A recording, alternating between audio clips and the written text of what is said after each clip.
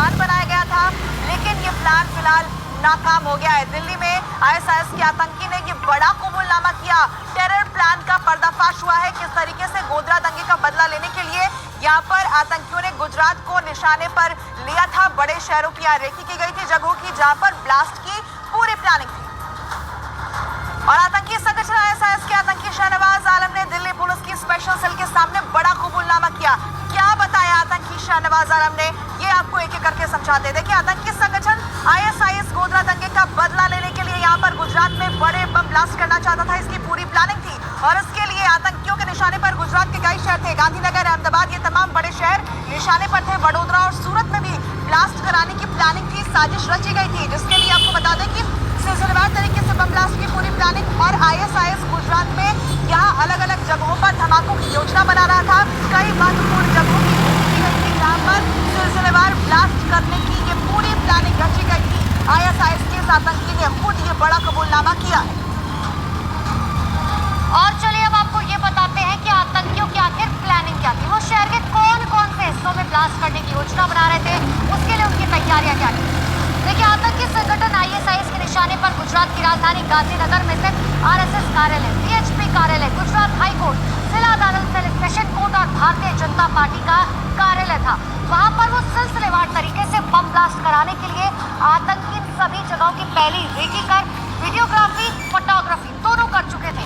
इसके अलावा गांधीनगर, अहमदाबाद के साथ साथ गुजरात के तमाम बड़े शहरों के रेलवे स्टेशन, सिनेमा हॉल, विश्वविद्यालय, वीवीआईपी मार्ग जहां से वीआईपी गुजरते हैं और नेताओं के घरों को बम से उड़ाने की प्लानिंग थी। इतना ही नहीं, आईएसआईएस ने अहमदाबाद की बाजार, दरगाह, साबरमती आश्रम के साथ साथ धार्मिक स्थलों पर बम ब्लास्ट कराने के लिए वहां की तस्वीरें और वीडियो बनाए थे, ताकि वो आसानी से वहां पर बम प्लांट कर सके। तो ये आपको प्लान बता रहे थे कि आखिर क्या कुछ प्लान जो है इन आतंकवादियों की तरफ से बनाया गया। लेकिन अब आपको ये बताते हैं कि दिल्ली पुलिस की स्पेशल सेल के सामने बड़े धमाकों का पर्दाफाश करने वाला आखिरी आतंकवादी है कौन। गिरफ्तार किए गए आईएसआईएस के आतंकी का नाम है शहनवाज आलम, जिसकी तस्वीर भी आपके सामने है। उसके कुछ कोड नेम है, यानी कि आतंक की दुनिया में कोई उसे अब्दुल्ला, कोई इब्राहिम और कोई प्रिंस नाम से पहचानता है। आतंकी शहनवाज आलम की उम्र महज 31 साल है। वो मूल रूप से झारखंड के हजारीबाग का रहने वाला है, लेकिन पेशे से वो एक इंजीनियर है। उसने बीटेक की पढ़ाई एनआईटी नागपुर से की है। यानी कि एक इंजीनियर किस तरीके से आतंक की दुनिया में कदम उसने रखा।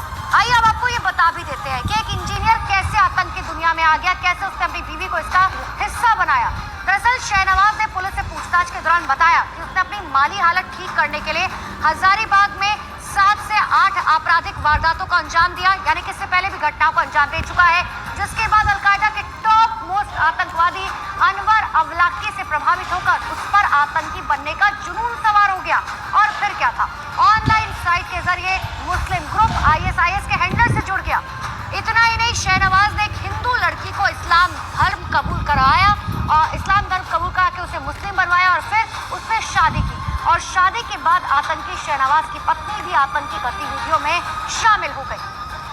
और इसी बीच लगातार देखिए, ये आपको बता रहे अपडेट जो है क्या कुछ कह रहा है, किस तरीके से शहनवाज जो है वो इंजीनियर से